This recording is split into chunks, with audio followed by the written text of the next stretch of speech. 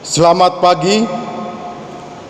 Majelis Jemaat GPIB Immanuel Landasan Ulin, Banjarbaru mengucapkan selamat beribadah pada Minggu 5 sesudah Paskah. Kiranya ibadah yang kita lakukan di rumah-rumah berkenan di hadapan Tuhan dan kita diberkati olehnya. Tata ibadah minggu yang kita pakai hari ini menggunakan tata ibadah minggu sederhana sebagaimana juga yang tersedia di dalam buku panduan tata ibadah GPIB. Pemberita firman pada ibadah ini adalah Pendeta Agus Prasetyo Milono.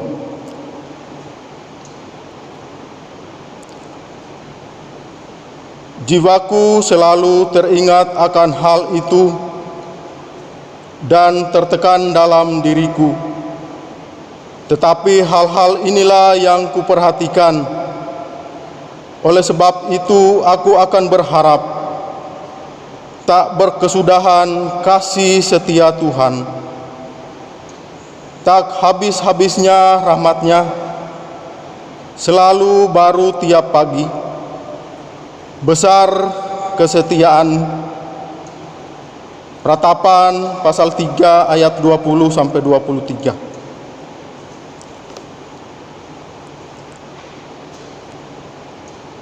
Mari memasuki saat teduh, tenangkan dan berdiam diri di hadapan Tuhan. Dengan bertobat dan tinggal diam, kamu akan diselamatkan. Dalam tinggal tenang dan percaya terletak kekuatanmu. Yesaya pasal 30 ayat 15. Dalam kerendahan hati yang tulus, mari kita bersukacita menyambut firman-Nya yang hadir di tengah-tengah persekutuan. Bapak Ibu, mari berdiri. Kita menyanyi dari Kidung Jemaat 5, bait pertama dan ke-7.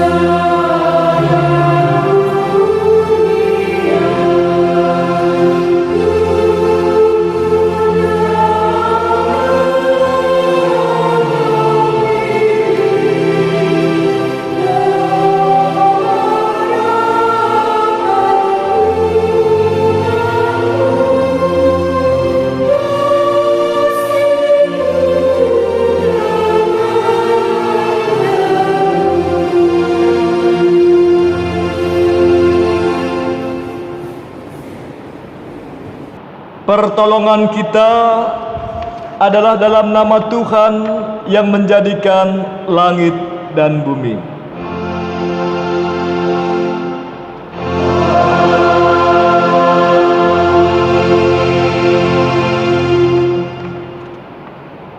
Kolose pasal 3 ayat 17 sebagai nas pembimbing. Dan segala sesuatu yang kamu lakukan dengan perkataan atau perbuatan, lakukanlah semuanya itu dalam nama Tuhan Yesus, sambil mengucap syukur oleh Dia kepada Allah Bapa kita. Terimalah salam, kasih karunia dan damai sejahtera dari Allah Bapa dan Kristus Yesus Juru Selamat kita menyertai kamu.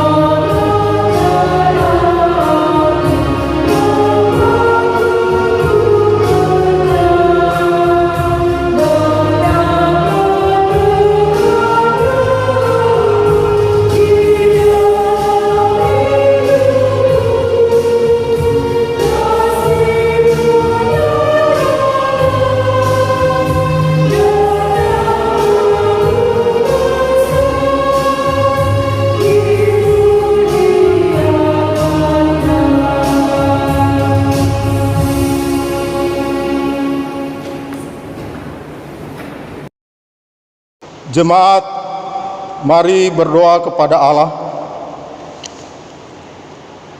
Ya Bapa Maha Kuasa, kami bersyukur atas pertolongan dan berkat-Mu yang kami terima dalam kehidupan selama sepekan yang lalu.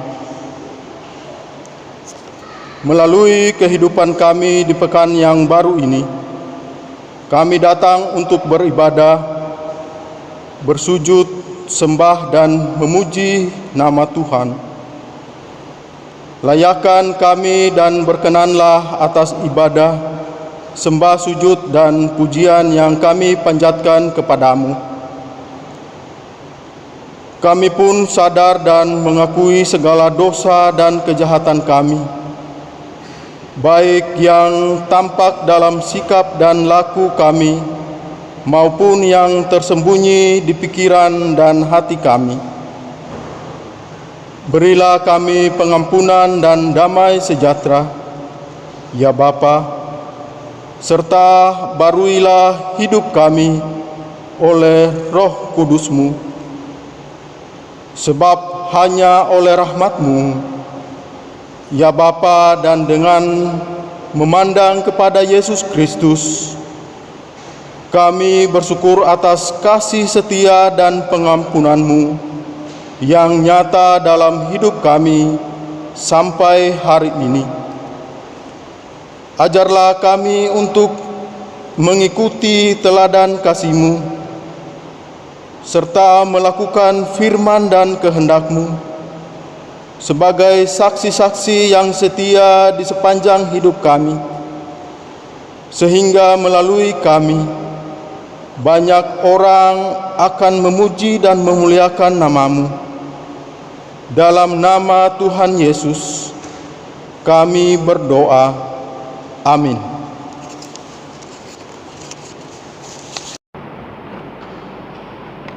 Satu Petrus pasal 2 ayat 23 sampai 25. tertulis demikian. Ketika ia dicaci maki, ia tidak membalas dengan mencaci maki.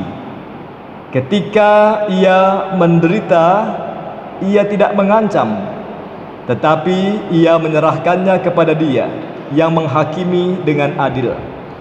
Ia sendiri telah memikul dosa kita di dalam tubuhnya di kayu salib, supaya kita yang telah mati terhadap dosa hidup untuk kebenaran. Oleh bilur-bilurnya kamu telah sembuh. Sebab dahulu kamu sesat seperti domba, tetapi sekarang kamu telah kembali kepada gembala dan pemelihara jiwamu. Kidung Jemaat 39, bagian 1.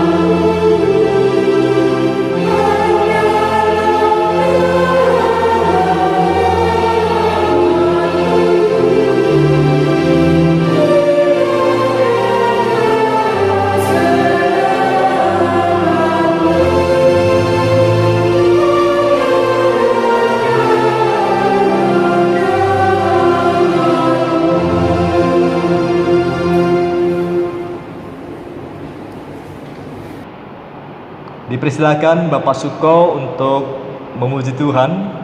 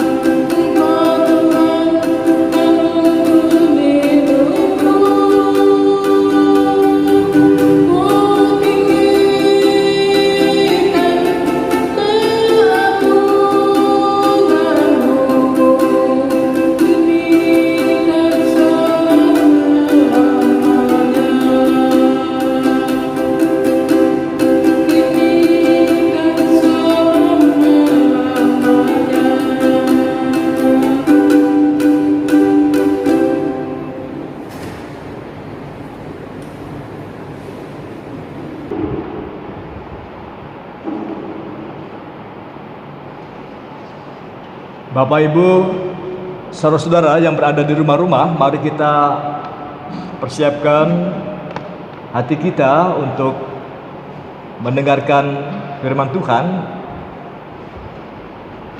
Perenungan firman Tuhan di hari Minggu ini didasarkan dari kitab 1 Korintus atau surat 1 Korintus pasal 4 ayat 6 sampai 13.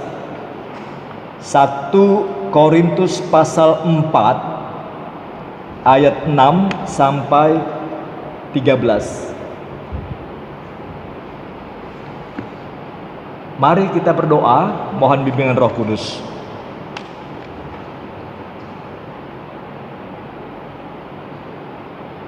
Dengan telanjang dan terbuka di hadapan-Mu,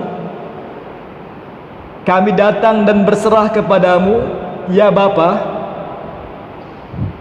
memohon belas kasih penyertaan dan bimbingan-Mu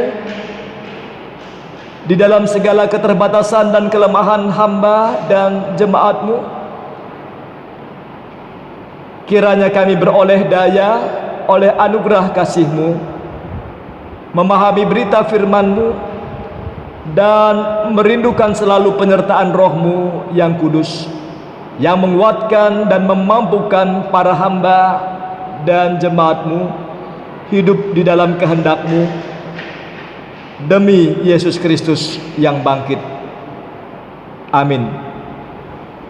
Mari kita berdiri membaca Alkitab firman Tuhan. Haleluya.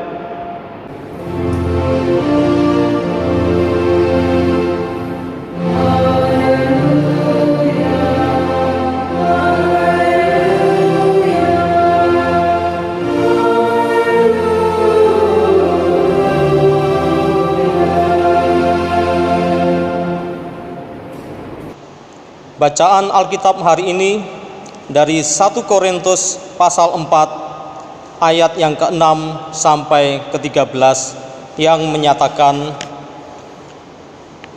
"Saudara-saudara, kata-kata ini aku kenakan pada diriku sendiri dan pada Apolos karena kamu, supaya dari teladan kami kamu belajar apakah artinya ungkapan jangan melampaui yang ada tertulis, supaya jangan ada di antara kamu yang menyombongkan diri dengan jalan mengutamakan yang satu daripada yang lain. Sebab siapakah yang menganggap engkau begitu penting, dan apakah yang engkau punyai yang tidak engkau terima? Dan jika engkau memang menerimanya, mengapakah engkau memegahkan diri seolah-olah engkau tidak menerimanya? Kamu telah kenyang, kamu telah menjadi kaya. Tanpa kami, kamu telah menjadi raja. Ah, alangkah baiknya kalau benar demikian, bahwa kamu telah menjadi raja, sehingga kami pun turut menjadi raja dengan kamu. Sebab menurut pendapatku, Allah memberikan kepada kami, para rasul, tempat yang paling rendah, sama seperti orang-orang yang telah dijatuhi hukuman mati. Sebab kami telah menjadi tontonan bagi dunia, bagi malaikat-malaikat, dan bagi manusia. Kami bodoh oleh karena Kristus, tetapi kamu arif dalam Kristus. Kami lemah, tetapi kamu kuat. Kamu mulia, tetapi kami hina. Sampai pada saat ini kami lapar, haus, telanjang, dipukul dan hidup mengembara. Kami melakukan pekerjaan tangan yang berat. Kalau kami dimaki, kami memberkati. Kalau kami dianiaya, kami sabar. Kalau kami difitnah, kami tetap menjawab dengan ramah. Kami telah menjadi sama dengan sampah dunia, sama dengan kotoran dari segala sesuatu, sampai pada saat ini. Hendaklah firman Tuhan diam dengan segala kekayaannya, berdiam di dalam hatimu dan ucaplah syukur kepada Allah.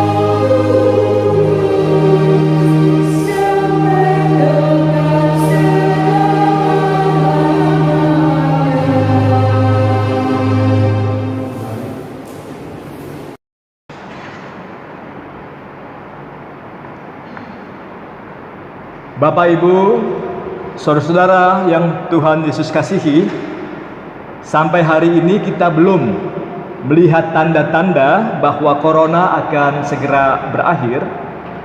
Namun doa dan harapan kita semua, semoga Bapak, Ibu, saudara-saudara kita semua tetap sehat, segar dan kuat, tetap bersemangat di dalam Tuhan Yesus untuk tegak berdiri di tengah segala keterbatasan dan pergumulan hidup, kerja dan pelayanan. Seperti juga itu dialami oleh Rasul Paulus. Ia telah mewariskan keteladanan kepada kita. Tadi kita sudah membaca firman Tuhan di dalam surat Paulus kepada jemaat di Korintus. Korintus adalah salah satu kota besar pada zaman imperialisme Romawi. Letak kota Korintus sangat strategis. Di samping dilalui oleh jalur utama yang menghubungkan wilayah timur dan barat, beberapa rute laut juga bertemu di kedua pelabuhan kota ini. Letak yang strategis membuat kota Korintus menjadi pusat perdagangan yang terkenal pada zaman itu, serta membuat kota itu menjadi kota yang sangat kaya, yang dikunjungi banyak orang dari berbagai suku, bangsa, dan agama. Status sosial seseorang di Korintus tentu berkaitan dengan kondisi ekonominya. Meningkatnya kondisi ekonomi seseorang dapat membuat orang itu meraih status yang lebih terhormat di dalam masyarakat. Orang-orang berlomba untuk lebih kuat, lebih kaya, lebih unggul dari yang lain, baik secara sosial, ekonomi, pendidikan, dan agama. Orang-orang berlomba untuk mendapatkan status yang lebih tinggi. Yang kuat, yang kaya, dan yang berkuasa itu yang dihormati. Ambisi, semangat untuk menjadi yang nomor satu sangat terasa mewarnai perilaku gaya hidup masyarakat dan juga jemaat-jemaat di Korintus. Di Korintus inilah surat Paulus ini dialamatkan. Tentunya kepada jemaat-jemaat yang ada di Korintus yang sedang mengalami persoalan, perselisihan, keretakan dalam jemaat. Mari dengar apa kata Rasul Paulus dalam 1 Korintus pasal 1 ayat 10. Aku menasihatkan kamu, saudara-saudara, demi nama Tuhan kita Yesus Kristus, supaya kamu seia sekata dan jangan ada perpecahan di antara kamu, tetapi sebaliknya supaya kamu erat bersatu dan sehati sepikir. Jelas jemaat di Korintus sedang dalam bahaya. Ya, bahaya ancaman perpecahan antar jemaat selaku kesatuan anggota tubuh Kristus. Dalam jemaat Korintus telah terjadi semangat arogansi, egosentrisme, semangat sektarian, semangat blok-blokan, semangat melebih-lebihkan keunggulan kelompok jemaatnya berdasarkan suku, bangsa, berdasarkan dogma, berdasarkan denominasi, aliran, tradisi jemaat, berdasarkan kehebatan, keunggulan pemimpin jemaat. Satu dengan yang lainnya merasa lebih benar, lebih suci, lebih kudus, merasa lebih surgawi, lebih diberkati dari lainnya. Paulus dalam nasihatnya di pasal 3 ayat 4 dan 5 tertulis demikian. Karena jika yang seorang berkata, aku dari golongan Paulus, dan yang lain berkata, aku dari golongan Apolos, bukankah itu menunjukkan bahwa kamu manusia duniawi yang bukan rohani? Lalu Paulus berkata dengan tegas kepada jemaat yang sedang berselisih bertikai itu, adakah Kristus terbagi-bagi? Sekali lagi, adakah Kristus terbagi-bagi? Saudara, teks pembacaan Alkitab surat Paulus hari ini di pasal 4 ayat 6 sampai 13 menunjukkan sikap perilaku jemaat di Korintus yang menghina, merendahkan status kerasulan Paulus. Kehadiran Paulus sebagai rasul hamba Kristus dihakimi oleh jemaat. Dalam bacaan ini, jemaat di Korintus merasa memiliki kebanggaan bahwa mereka adalah warga negara yang terhormat dengan status dan pengaruh yang kuat dalam masyarakat. Bagi mereka, Paulus dianggap sebagai orang yang tak berharga, terbuang dan tertuduh. Sedangkan mereka, warga jemaat di Korintus, mengklaim diri adalah orang-orang yang bijaksana, berkuasa dan dihormati. Dan sebaliknya, Paulus bagi mereka hanyalah seorang yang dinilai bodoh, lemah dan tak terhormat, sehingga mereka begitu saja mempermalukan Paulus dan menolak citra Paulus dalam kerendahan hati dan kesederhanaannya itu. Jemaat Korintus terbenam dalam arogansi kekuasaan, kekayaan, kehormatan. Mereka dikuasai oleh ambisi dan roh kedagingan, hawa nafsu untuk menjadi angkuh dan sombong. Sekalipun mereka telah menerima Kristus dan sudah lama menjadi seorang Kristen, menjadi anggota jemaat, namun jangan lupa bahwa mereka mudah sekali mengangkat-ngangkat diri sehingga menjadi sombong.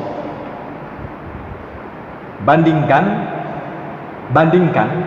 dan perhatikan dengan persekutuan gereja di masa kini. Ketika ada event perayaan gerejawi, kepanitiaan dalam gereja, pembangunan yang ada dalam gereja, bukankah selalu ada orang yang merasa paling berjasa, paling banyak berkorban, membantu, berkontribusi, paling banyak berdonasi, lalu berucap, kalau bukan saya, tidak berjalan panitia ini. Kalau bukan karena saya, tidak terbangun gereja itu, dan seterusnya. Padahal mereka lupa bahwa mereka sebenarnya adalah orang-orang yang ditebus oleh darah Kristus. Dengan kata lain, mereka adalah manusia baru. yang dahulu hidup dalam kekafiran, kegelapan, dan dikuasai oleh berbagai hawa nafsu, namun oleh darah Kristus mengalami anugerah penebusan dan pendamaian.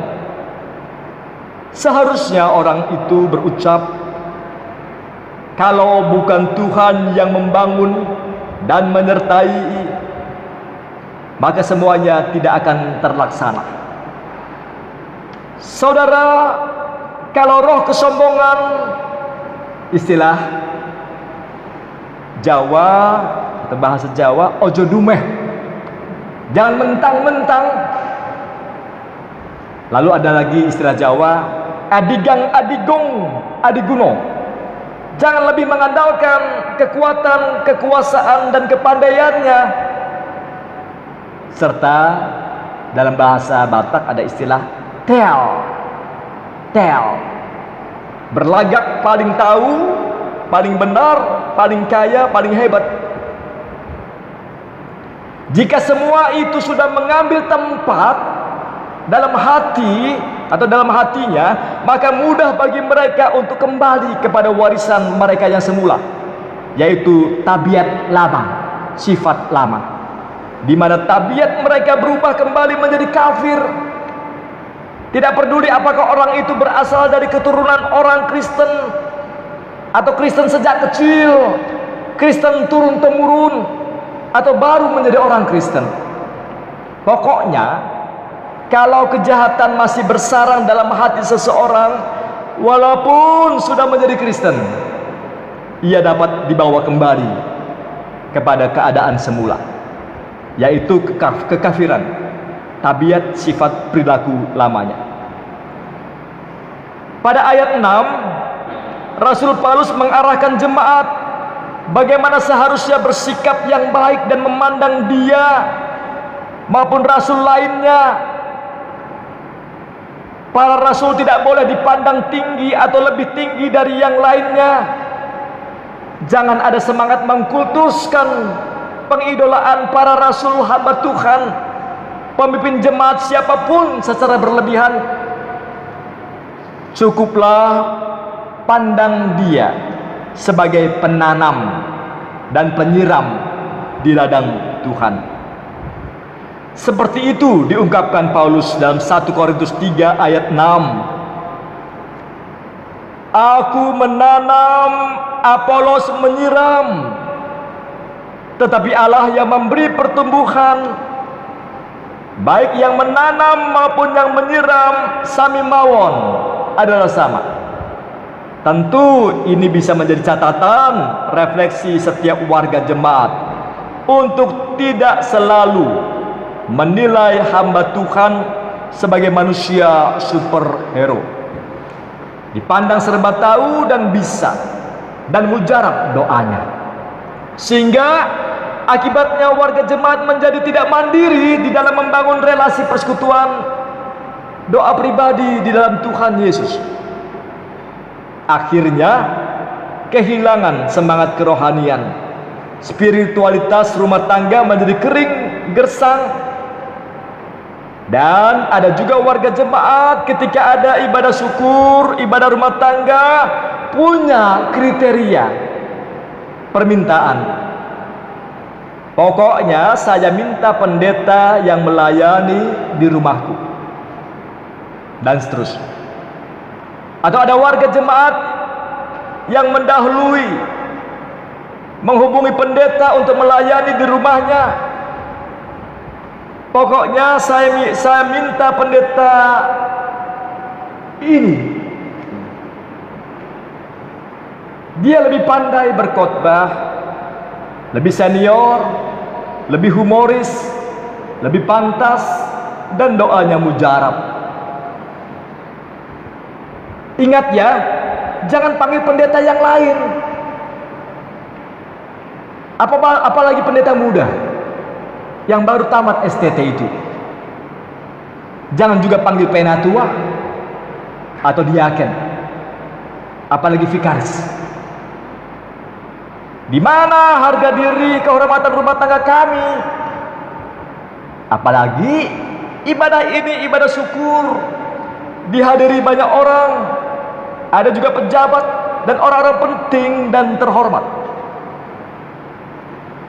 Saudara, kesombongan cenderung melahirkan pertengkaran dan bisa juga mempengaruhi kita dalam memberi penghargaan atau apresiasi yang tidak semestinya terhadap diri sendiri maupun orang lain dengan sewajarnya. Paulus katakan, jangan melebihi apa yang tertulis. Kita harus selalu waspada terhadap hidup keagamaan, kerohanian kita. Karena kita tahu dan sadar bahwa hidup keagamaan adalah bidang yang empuk untuk terjadinya pretensi dan kompensasi. Akibat dari pretensi atau anggapan diri dan kompensasi, orang merasa diri lebih bersih dari orang lain. Orang yang saleh beragama merasa diri bersih sebab mereka tidak pernah melakukan perbuatan seperti membunuh atau berzina. Tetapi menurut Yesus, Tuhan kita, mereka tidak lebih bersih dari orang lain. Tidak pernah membunuh bukanlah jaminan bahwa kita lebih bersih. Sebab bisa jadi kita pernah membenci. Dan di mata Yesus kedua perbuatan itu sama pada hakikatnya. Ayat 7. Jemaat diberi pemahaman agar menyadari bahwa semua yang ada pada mereka semata-mata merupakan anugerah Allah. Jadi ojo dumeh, kata orang-orang di Jawa itu. Ojo dumeh, jangan mentang-mentang. Juga jangan adigang, adigung, adiguno. Lebih mengandalkan kekuatan, kekuasaan dan kepandaiannya sendiri. Jangan tel, sok berlagak tahu, berlagak kuasa, berlagak lebih dari orang lain. Ingat, di atas langit masih ada langit. Jadilah seperti padi, semakin berisi, semakin menunduk. Maksudnya, semakin dianugerahkan berbagai keistimewaan, kehebatan, keunggulan, justru harus semakin rendah hati. Menyadari asal usulnya, tetap tahu, sadar diri, eling manunggaling kawulo Gusti. Sadarlah kita bahwa sekalipun orang atau kita mengklaim, menganggap bahwa hati nuraninya telah sampai pada titik terdalam, titik tertinggi pengetahuan dan pengenalan akan Tuhan, namun sesungguhnya kita tidak pernah bisa sampai tiba pada satu titik kesempurnaan. Hanya Tuhan dan firman-Nya yang 100% benar, sempurna dan tidak pernah salah. Sedangkan kita hanyalah pencari dan penafsir kebenaran itu. Kita bukan sumber kebenaran. Dan karena itu kita sadar dan mengaku bahwa pengetahuan dan daya pemahaman kita tentang agama, tentang Tuhan dan firman-Nya tidak pernah 100% paripurna. Yang pasti tidak pernah sama dan menganggap bahwa tafsiran dan pemahaman kita sudah sama dan firman itu sendiri.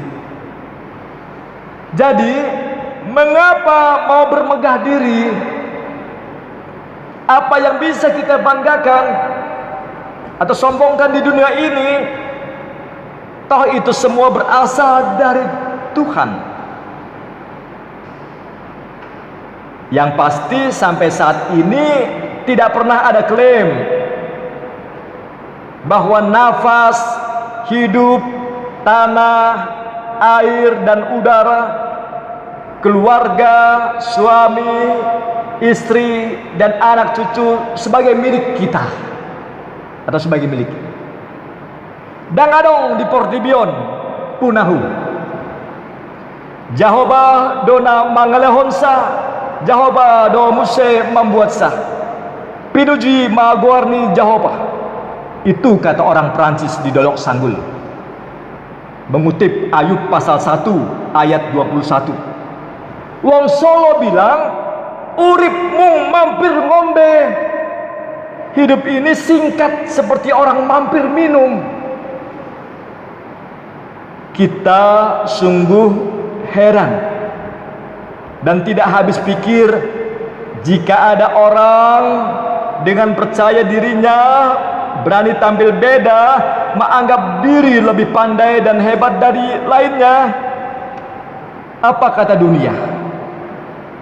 Sudah ompong, krempeng, dekil, jarang mandi, miskin lagi, masih sombong lagi. Ayat 9 sampai 12 merupakan refleksi diri Rasul Paulus tentang bagaimana sikap seorang pelayan dan kehidupannya sebagai rasul hamba Tuhan. Sikap yang siap rela menerima penderitaan, hinaan, celaan, fitnah sambil hidup apa adanya, bekerja keras, sabar dan tetap memberkati walau teraniaya. Sungguh sikap perilaku yang mengagumkan dari Paulus. Melihat kesabaran dan ketabahan Paulus di tengah penderitaan seolah seperti melihat wajah Kristus. Mari dengar apa kata penulis 1 Petrus pasal 2 ayat 22. Ketika ia dicaci maki, ia tidak membalas dengan mencaci maki. Ketika ia menderita, ia tidak mengancam, tetapi ia menyerahkannya kepada Dia yang menghakimi dengan adil. Ia sendiri telah memikul dosa kita di dalam tubuhnya di kayu salib. Saudara, di zaman sekarang ini sungguh langka menemukan sosok figur seorang rasul, pemimpin umat hamba Tuhan yang bersahaja, tinggi dan mendalam ilmu pemahaman imannya, dan spiritualitasnya begitu hidup dan menghidupi, namun tetap humble, rendah hati, ramah, bersahabat terhadap siapapun, bahkan orang yang memusuhinya, serta ia murah hati dan menjadi berkat bagi banyak orang. Saya sangat meyakini bahwa integritas dan kualitas kehambaan Rasul Paulus yang mengagumkan itu bukan bersumber dari kekuatan kehebatan dalam dirinya Paulus, melainkan bersumber dari relasi persekutuan hubungannya di dalam Kristus, dalam spiritualitas pelayanan yang menghamba pada Sang Kristus. Kristuslah sumber dari kehikmat, keberanian dan kerendahan hati Paulus. Kita masih ingat kan surat Paulus kepada jemaat di Filipi, Filipi 2 ayat 1 sampai 11, ada tertulis, yang walaupun dalam rupa Allah tidak menganggap kesetaraan dengan Allah itu sebagai milik yang harus dipertahankan, melainkan telah mengosongkan dirinya sendiri dan mengambil rupa seorang hamba dan menjadi sama dengan manusia. Ia telah merendahkan dirinya dan sampai mati, bahkan sampai mati di kayu salib.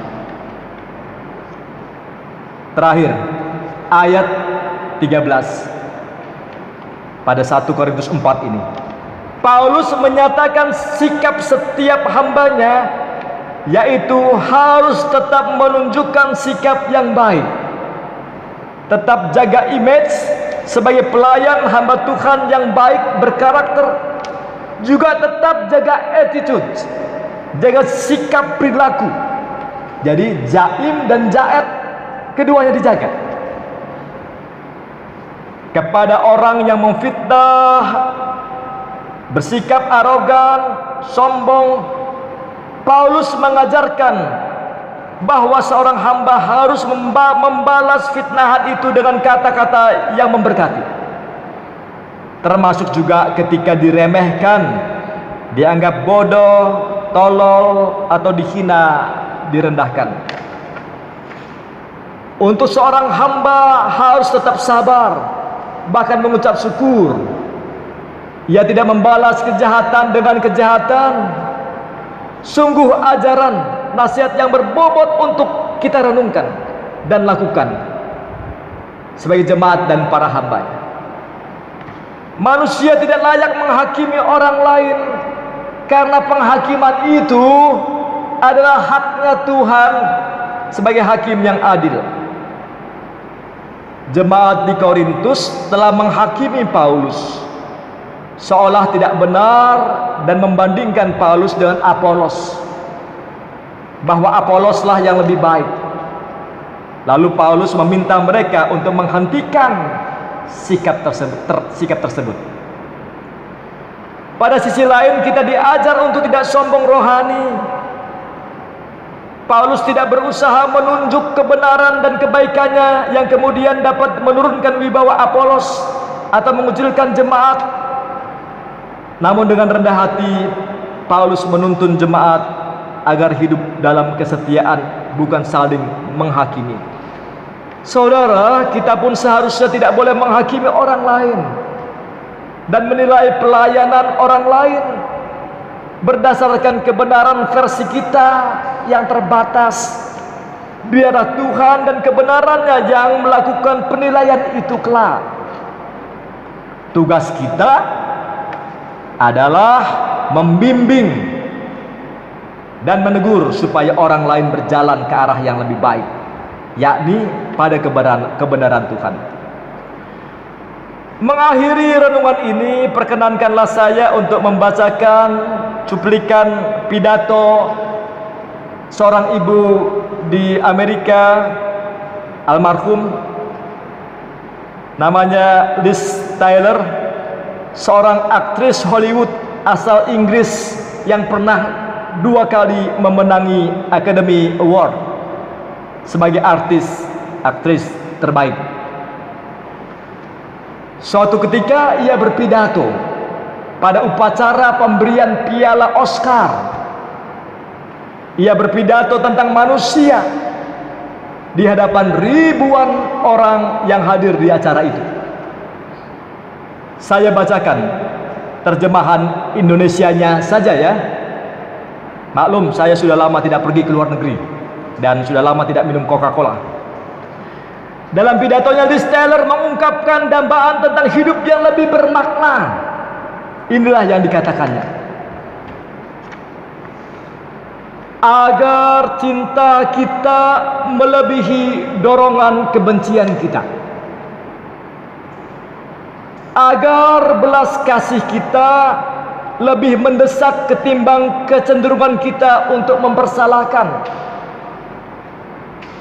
agar kepekaan kita terhadap mereka yang berkekurangan lebih kuat ketimbang keserakahan kita, agar kemampuan kita untuk berunding menang atas rasa cemas kita. Begitu cuplikan. Saudara, apa yang menyebabkan ucapan pidato itu berharga untuk direnungkan? Yakni kejujurannya. Ucapan itu jujur. Liz Taylor melihat dirinya secara jujur.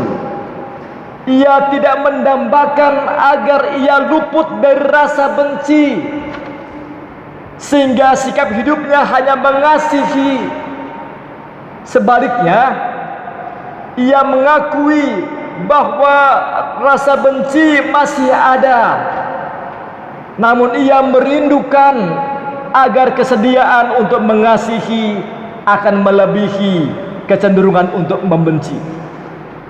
Demikian juga dengan rasa belas asih, versus kecenderungan mempersalahkan, kepekaan versus keserakahan, kemampuan berunding versus kecemasan.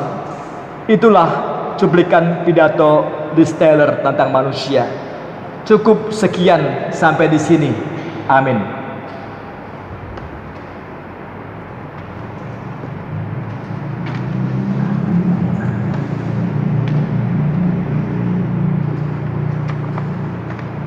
KJ 362.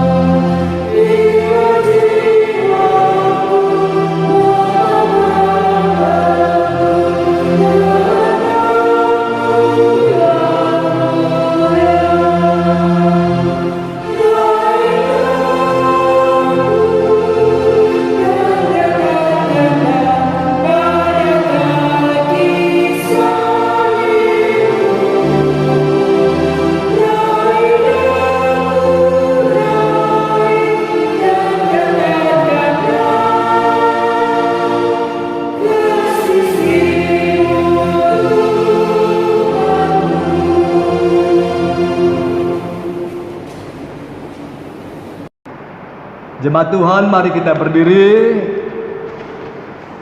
untuk kita mengucapkan pengakuan iman dalam pengakuan iman rasuli, dan kita berkata, masing-masing berkata, aku percaya kepada Allah Bapa yang Maha Kuasa, Khalik langit dan bumi, dan kepada Yesus Kristus, Anak yang tunggal Tuhan kita, yang dikandung dari Roh Kudus, lahir dari anak darah Maria,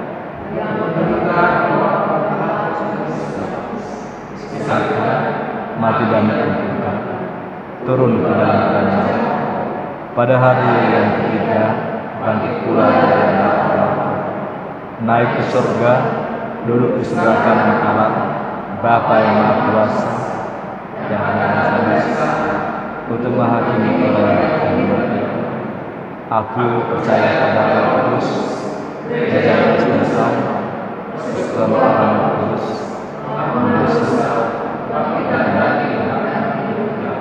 duduk kembali.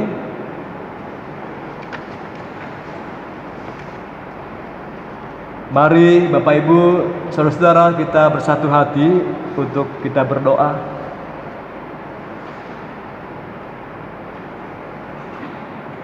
Ya Bapa, patut kami untuk selalu bersyukur dan bersyukur, bukan karena kondisi lahiriah kami maupun keunggulan dan prestasi keagamaan kami, bukan karena kami merasa lebih baik, lebih suci, lebih benar dari orang lain, bukan karena kami terhindar dari situasi kondisi kesengsaraan derita hidup. Namun kami bersyukur bahwa Engkau Bapa masih menganugerahkan waktu nafas hidup bagi kami, hidup yang terhubung di dalam roh dan firman-Mu, sehingga kami beroleh rahmat-Mu, menjalin relasi selaku hamba dan jemaat-Mu. Sungguh di luar Engkau tidak ada yang baik yang kami rindukan. Tidak ada yang dapat memuaskan dahaga rindu damai sorga-Mu. Di hadapan-Mu, Engkau mendengar gemuruh suara hati umat-Mu. Ternyata kami masih sedih dan prihatin akan situasi kondisi dunia hari ini. Engkau menghitung detak debar cemas hidupku, dan Engkau mendengar sayup-sayup suara bimbang umat-Mu. Sampai kapankah, berapa lama lagi ya Tuhan derita ini berakhir? Namun bagaimanapun kami harus tetap terjaga, tetap siuman dengan sadar percaya bahwa untuk segala sesuatu ada waktunya. Ada waktu untuk menanam, ada waktu untuk mencabut yang ditanam, ada waktu untuk merombak, ada waktu untuk membangun, ada waktu untuk menangis, ada waktu untuk tertawa, ada waktu untuk meratap, ada waktu untuk menari, ada waktu untuk mencari, ada waktu untuk membiarkan rugi, ada waktu untuk menyimpan, ada waktu untuk membuang, ada waktu untuk berdiam diri, ada waktu untuk berbicara. Juga pada saat ini aku berkata, ada waktu di luar rumah, ada waktu tetap berada di dalam rumah. Karena itu kami pun menarik nafas lega, berserah diri, pasrah sempurna, mengingat waktuku bukanlah waktumu, mengingat rancanganku bukanlah rancanganmu. Cukuplah sudah hamba-Mu berkeluh kesah. Bangkitkanlah kembali kegirangan dan sukacita yang daripada-Mu, karena Engkau Bapa sumber hidup dan harapan dunia ini. Berilah kami anugerah kuasa kebangkitan-Mu untuk berdaya juang di tengah suka duka, derita hidup warga dunia-Mu, juga warga jemaat-Mu yang bersekutu, bersaksi dan melayani dimanapun. Juga bagi masyarakat dan pemerintah bangsa negara Indonesia, di dalamnya Bapak Presiden, Wakil Presiden, para menteri, pemerintahan di provinsi, kabupaten dan desa, TNI dan Polri, tim medis, dokter dan para juru rawat dan relawan yang berjibaku melawan COVID-19. Juga bagi keluarga-keluarga jemaat-Mu di ketiga sektor, Nazaret, Yudea dan Galilea, mereka yang terpapar pergumulan sakit di rumah maupun rumah sakit, para orang tua lanjut usia, janda, duda, yatim piatu, dan jemaat Tuhan yang berduka cita, yang terkena PHK, krisis ekonomi, juga warga jemaat-Mu dalam pergumulan rumah tangga, mengingat anak-anakmu di masa balita, di masa pendidikan mereka dari TK sampai perguruan tinggi, yang bekerja dan berumah tangga, juga umatmu yang mengucap syukur atas hari kelahirannya, maupun juga atas perkawinan mereka,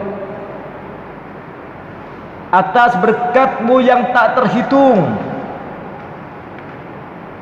Dengan demikian,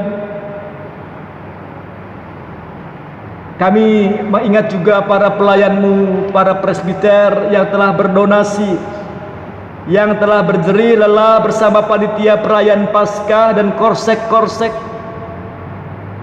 berjuang dan melayani umat-Mu melalui aksi bakti sosial sehubungan dengan Paskah-Mu yang masih kami ingat dan rayakan.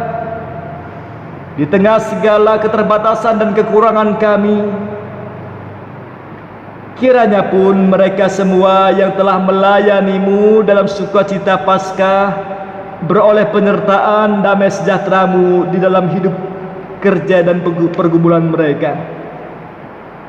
Dan tak lupa bagi warga jemaat-Mu yang telah menerima tanda kasih sukacita Paskah, kiranya Engkau berkenan memberkati mereka.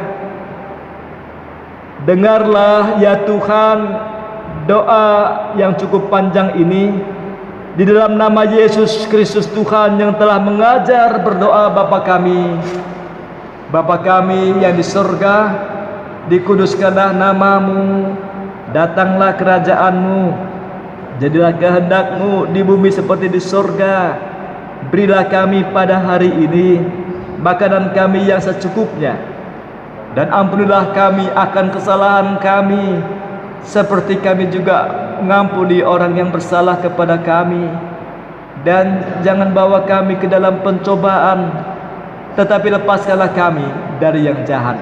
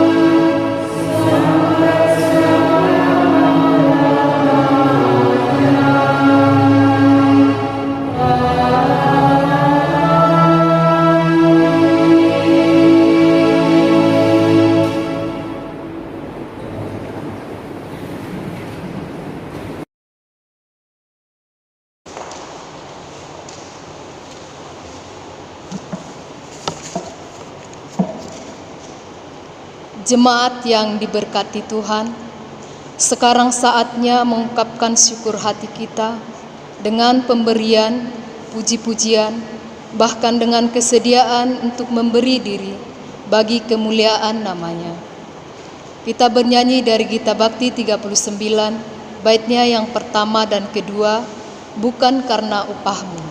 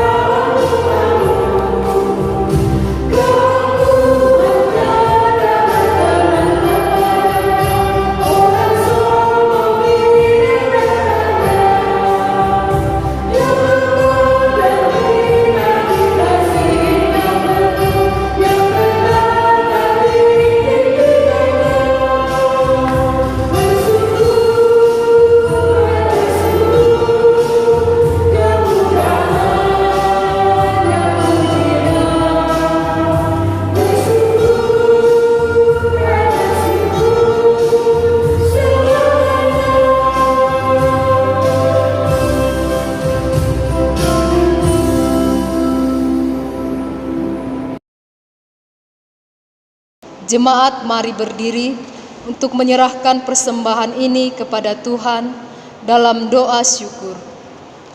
Ya Tuhan Allah kami bersyukur kepadamu dan memuji nama-Mu yang agung itu. Sebab siapakah kami sehingga mampu memberi persembahan sukarela seperti ini? Sebab daripada-Mu segala-galanya, dan dari tangan-Mu sendiri persembahan yang kami berikan kepadamu. Amin. Jemaat dipersilahkan duduk kembali.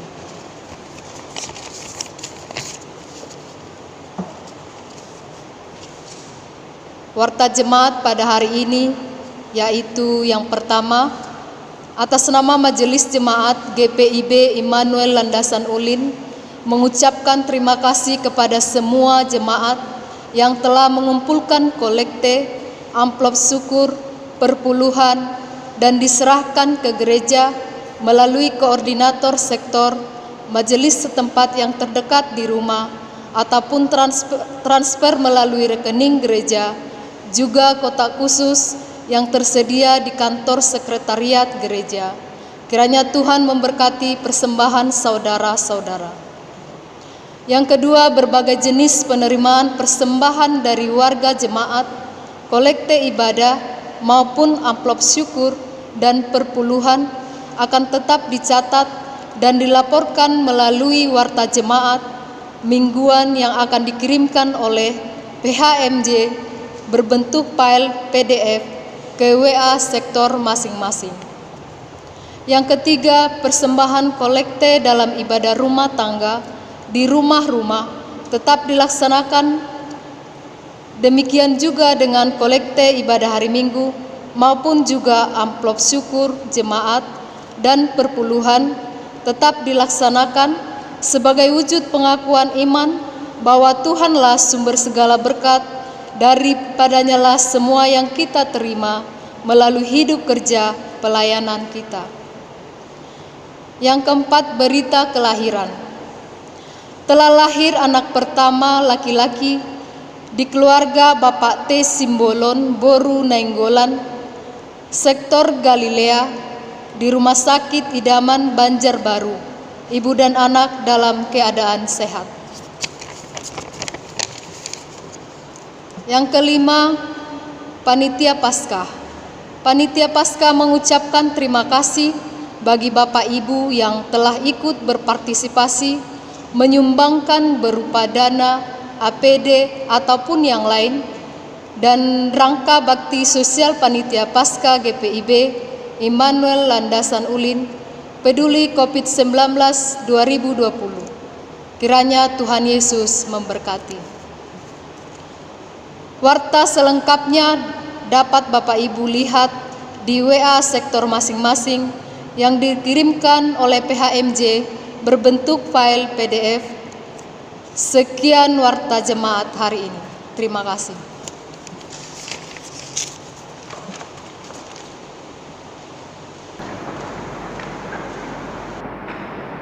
Perkenankan juga saya sebagai pendeta ketua majelis jemaat untuk menyampaikan ucap syukur kepada Tuhan dan terima kasih juga kepada Bapak Ibu warga jemaat Tuhan, di dalam juga para presbiter dan PHMJ bersama korsek-korsek dan juga panitia perayaan Paskah yang telah bekerja keras, yang telah bekerja sama dalam mensukseskan perayaan Paskah melalui juga bakti sosial kepada warga jemaat maupun juga keluar aksi bakti sosial keluar yang telah terlaksana di hari Rabu tanggal 6 yang lalu. Bapak Ibu jemaat Tuhan, pergilah dalam damai sejahtera Tuhan ke dalam kehidupanmu sehari-hari dan lakukanlah firman Tuhan. Mari kita berdiri. Yesus menginginkan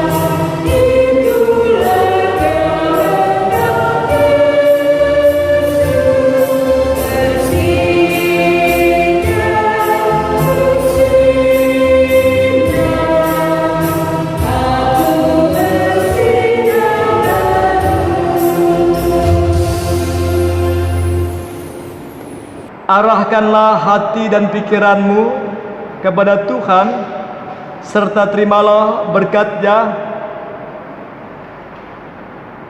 Tuhan memberkati engkau dan melindungi engkau. Tuhan menyinari engkau dengan wajah-Nya dan memberi engkau kasih karunia. Tuhan menghadapkan wajah-Nya kepadamu dan memberi engkau damai sejahtera.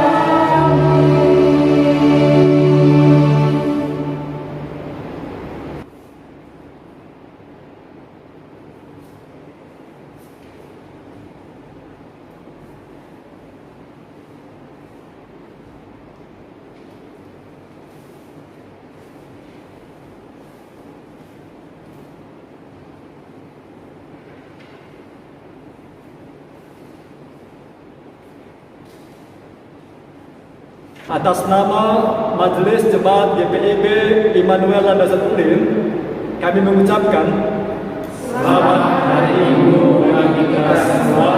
Tuhan Yesus memberkati.